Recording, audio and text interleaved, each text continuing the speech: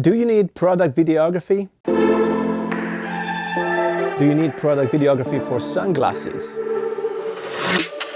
I got you covered in this video.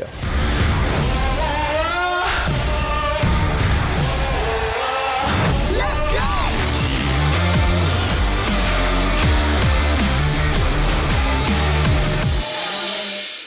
Hello guys, welcome to a new video. Welcome to my room, because that's what we're going to talk about. We're going to talk about how to film promotional product videography in your own environments. I've got some professional gear. I'm going to talk all about this gear, tips, everything I'm doing to create these videos for the brand GAST. They sent me 4 different products, 4 different pairs of sunglasses, and they need a specific video for each pair of sunglasses. It's going to be more or less a 30-second video, all shot indoors. What they want to do is just to showcase some of the features of the sunglasses to display in opticians stores. Let's get started. I'm gonna show you the setup first, what I've done. In terms of camera gear, I'm using the Blackmagic Pocket Cinema Camera 4K. I'm filming at 60 frames per second just to have some slow motion, which actually helps me to make less visible the shakiness of the shots. Filming in 4K in RAW, so the best quality I can get out of the camera for some color correction later on. I'm filming with ISO at 400, but sometimes I go to 3200 depending on the iris and aperture I'm using and depending on the lens. Lenses wise, I'm using a 56mm, it's a cinema lens prime by Viltrox, and I'm using that for, some details, but being a bit far away from the camera, it gives me an amazing bokeh. That's why I'm using mainly this lens, and it's very bright, T1.5.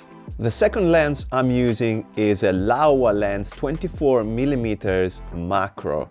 So with this lens, you can really get 1 centimeter away from your subject and get those great detailed shots. You might be facing some problems with this lens though, because it's still a 24mm, which is quite a wide lens.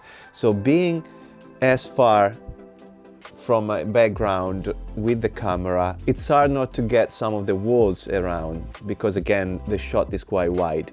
It's not very narrow. The second issue is that the lens is very dark. So the iris opens at f14, which is very, very dark. So you need to compromise the exposure with a lot of ISO, which brings in a lot of noise, or really change all your lighting setup, which again is not great. But there's no better lens, I think, to grab these kind of clips. And being a macro lens and a very long lens is very unstable.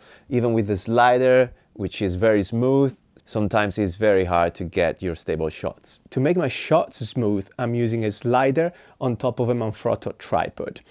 Everything again I reviewed, and you can feel free to go and check them out in the description or in the cards up here. And I'm using an external monitor as well, just to check better what's happening, also because it's a brighter monitor compared to the camera's monitor, but also because it's a tilting monitor, so I can literally move it in any angle if I'm shooting from the side of the camera, for example. First of all, bear in mind the client wanted a black background, which sometimes is a pain in the bum, especially if you have a black product to showcase on a black background.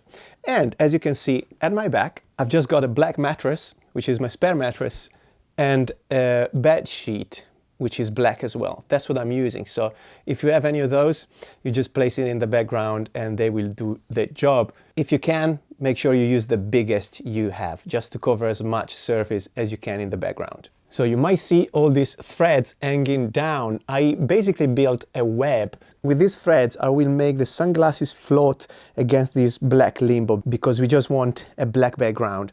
Then I'm also using this box for a few shots when I don't have to show the whole product, which makes it easier, because it's really hard actually with the threads to keep the glasses in the position you want to. And also I will have to mask them out in post-production. So if you don't have patience, I don't think this is your kind of videography. Okay, so this is the very first thing you want to do when you're taking product videography or photography. You want to have full control on the light, and that's why I'm gonna put down the blinds on the windows and I'm gonna turn on the professional lights. Okay, I'm gonna turn on the lights There you go. And then I'm gonna talk about these lights as well. I've got two key lights, the main lights, which are the Godox ML60, which is up here above our products. This is mainly the key light from the top. Why did I place it on the top? Because in this way, less light spills against the background, the black background here. If I placed it in the front as the other one, which I'm gonna talk about soon, it would have sent too much light on the background, which would have been not black as it is now, but probably a gray or even lighter in terms of shade. This is the Godox ML60 Bi, which is the bicolor. It has two layers of diffusion inside and also a honeycomb grid to, again, keep the light directly above our subject. I attached the ML60 light to the boomstick of my microphone, which is actually balanced on top of my microphone stand and counterbalanced with a plastic bag with a book inside. It's been pretty stable, well, if you don't touch it. To add extra diffusion, I added this. It's basically a plastic sheet, very opaque, which helps to spread the light on the subject even more. And I'm gonna show you the difference. To help me out with lighting also, I've got this bed table, which is white, and it reflects some of the light coming from the ML60 to the bottom of the sunglasses.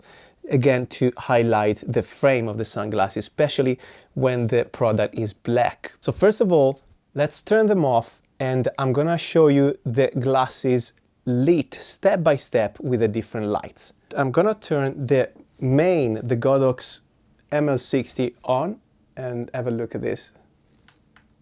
So that's the first key light on top of the subject. Let's talk about the other light, which is the ZHIYUN F100, Fiveray F100, which is right here.